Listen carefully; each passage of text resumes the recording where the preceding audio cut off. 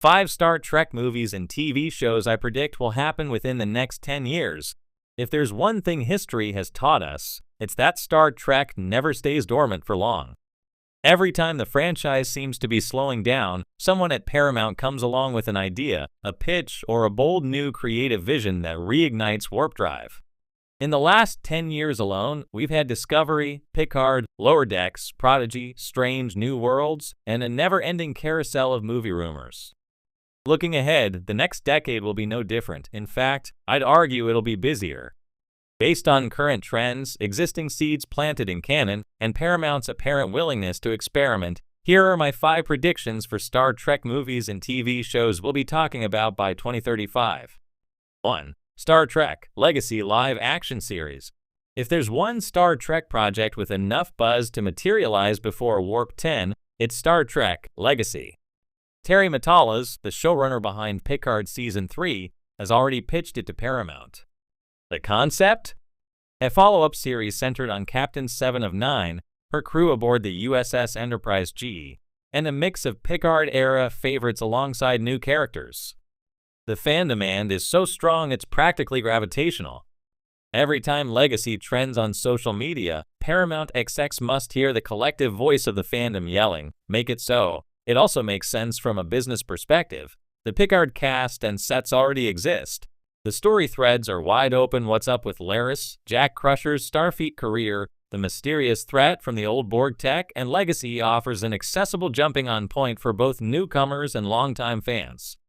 My prediction, Paramount won't pull the trigger immediately. They'll wait until at least Strange New Worlds Season 5 or Discovery's post-finale afterglow dies down. But we'll see Star Trek Legacy officially announced in the next 3 years, aiming for a premiere around 2029. 2. Star Trek Starfleet Academy already announced, but bigger than expected. Technically, Starfleet Academy is already in pre-production, but here's why I'm including it. The announced version is aimed at a younger adult audience, set in the 32nd century after Discovery. I predict that, if successful, it will spawn a second iteration, almost like a Starfleet Academy classic era set in the 23rd or 24th centuries. Why? 2 reasons. First, the concept of following cadets as they learn, train, and embark on early missions has been a fan fantasy since the Next Generation. Second, Paramount is going to need fresh, low-cost live-action series to balance out the more effects-heavy big hitters. A Starfleet Academy show set during the TNG or DS9 timeline would allow for a mix of bottle episodes, occasional Legacy cameos, and drama without needing galaxy-spanning battles every week. This could even lead to something unprecedented. 2 Starfleet Academy shows airing in different eras, appealing to different age groups, but sharing the same brand identity. By the 2030s, Academy could be the Star Trek equivalent of Law and Order, a core concept with multiple flavors. 3. A Star Trek animated theatrical movie Lower Decks / Prodigy crossover. Animated Star Trek has flourished recently, with Lower Decks and Prodigy proving that the medium isn't just for Saturday mornings. But one thing we haven't seen yet? A big screen Star Trek animated movie. Here's why I think it'll happen. Paramount has already leaned into crossovers, as seen in the Strange New Worlds / Lower Decks episode, Those Old Scientists. The production costs for animation are predictable and lower than live-action spectacle. Both Lower Decks and Prodigy are critically acclaimed, and combining their casts could create a broad appeal, comedy fans on one side, all-ages adventure fans on the other. The plot practically writes itself. An interdimensional or temporal rift brings the Cerritos crew together with the Prodigy kids, creating a madcap race to save the multiverse. Cameos from animated versions of Legacy characters would be inevitable, and the film could test the waters for theatrical Star Trek without the huge financial gamble of a live-action blockbuster. My prediction, this animated crossover movie will arrive around 2031, marketed as both a franchise celebration and a gateway film for non-fans. 4. A Kelvin Timeline continuation film, possibly as a streaming event. The Kelvin Timeline, the alternate reality of Chris Pine's Captain Kirk and Zachary Quinto's Spock, has been on cinematic life support for nearly a decade. Star Trek Beyond was well received but underperformed financially, and since then, rumors of Star Trek 4 have come and gone like warp shadows. But here's the thing, the Kelvin crew isn't done. Actors like Carl Urban have expressed willingness to return, and Pine has said he's open to it if the story works.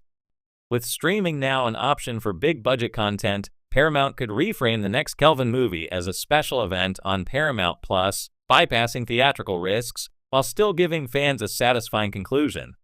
This film wouldn't need to reset the universe. It could serve as a swan song, a high-stakes mission that leaves the crew changed but fulfilled. Think Star Trek VI, The Undiscovered Country but with lens flares. A streaming debut would also give the movie a longer tail, allowing for binge culture to spread word of mouth rather than relying on one opening weekend. My prediction, by 2030, the Kelvin crew will have reunited for one final story, possibly marketed as Star Trek Final Frontier, though Paramount will probably pick something less on the nose. 5. A Star Trek DS9 revival/continuation miniseries. For years, the prevailing wisdom was that Deep Space Nine was too serialized and too niche for modern continuation. That changed after What We Left Behind. The DS9 documentary demonstrated just how passionate and loyal its fanbase still is. In a world where Picard Season 3 brought back nearly the entire TNG crew, the idea of revisiting DS9 suddenly doesn't seem far-fetched. Here's how I see it happening, not as a full ongoing series, but as a 6-episode limited event. It wouldn't try to recreate DS9's sprawling politics. Instead, it might focus on a single high-stakes crisis that brings surviving main characters back together. Some possible hooks. Captain Kira Nerys navigating a Byron crisis that risks undoing the peace she helped build.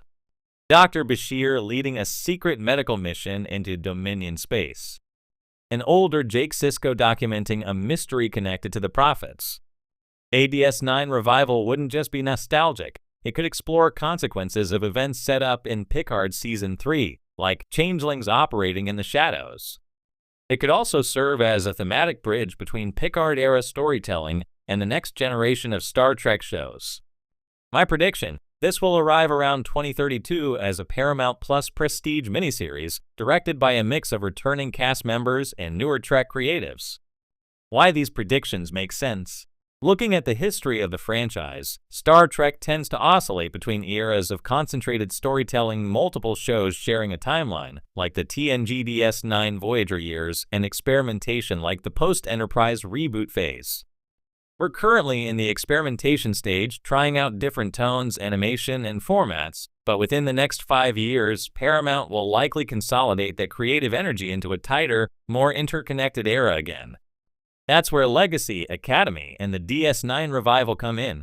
They'd anchor the live-action side in the 25th century while animation explores other corners of the galaxy. The Kelvin film would give the cinematic branch closure, and the animated crossover movie would act as